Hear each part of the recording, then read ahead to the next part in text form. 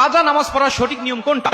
অনেকে কাজা নামাজের সঠিক নিয়ম না জানার কারণে নামাজ তারা ছেড়ে দেন। নামাজ কাজা হয়ে গেছে, এক ওয়াক্ত দুই ওয়াক্ত নামাজ হয়ে গেছে, তারা নামাজই পড়েন না, কারণ সঠিক নিয়ম তারা জানেন না। আবার অনেক মানুষ আছেন যারা যেভাবে ইচ্ছা সেভাবে পড়তেছেন। কাজা নামাজের সঠিক নিয়ম কোনটা? কাজা নামাজটা কি? কাজা নামাজ হলো ওয়াক্তের নামাজ ওয়াক্ত ছাড়া কোনো বিশেষ কারণে একটু বিলম্বে পড়া বা অন্য সময় পড়া, এটা হলো কাজা। এই কাজা নামাজ আপনার যে কোনো কারণে হতে পারে, যেমন কারণবশত কারণে, আপনার ঘুমের কারণে বা ভুলের কারণে বা যে কোনো একটি কারণে আপনি নামাজটা ওয়াক্ত মতো পড়তে পারেন নাই। এই নামাজটা বিলম্বে আপনি কিভাবে আদায় করবেন, কিভাবে আপনি পড়বেন, কখন পড়বেন? আল্লাহ রাসূল সাল্লাল্লাহু আলাইহি ওয়াসাল্লাম বুখারীর বর্ণনায় বলেন, আনাস ইবনে মালিক রাদিয়াল্লাহু তাআলা আনহু হাদিসটা বর্ণনা করেছেন।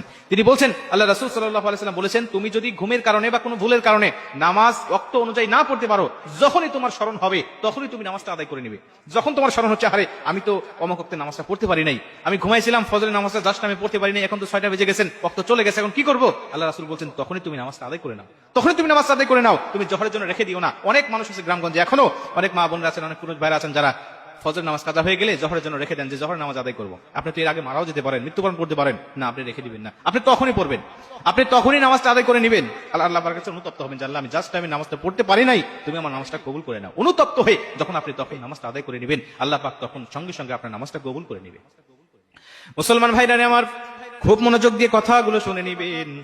কাজা নামাজটা কিভাবে আপনি আদায় করবেন, কোন সূরা দিয়ে আপনি আদায় করবেন, এর কোনো বিশেষ কোনো নিয়ম নাই। ওয়াক্তের নামাজ ওয়াক্তে যেভাবে আপনি আদায় করতেন, পরবর্তীতে বিলম্বে আদায় করলেও ঠিক সেইভাবে আপনি আদায় করবেন। আলাদা কোনো সূরা কিরাত নামাজের মধ্যে পড়তে হবে বিষয়টা কিন্তু এমন কোনো কিছু নয়, বা আলাদা কোনো নিয়ত বিষয়টা এমনও নয়। কিন্তু আপনি যে বিলম্বে পড়তেছেন এই নিয়তটা আপনার মধ্যে থাকতে হবে, আপনি কাজা পড়তেছেন এই নিয়তটা আপনার থাকতে হবে। আপনি জাস্ট টাইমে পড়তে পারেন নাই, এর একটা অনুতপ্ত আপনার ভিতরে কাজ করতে হবে।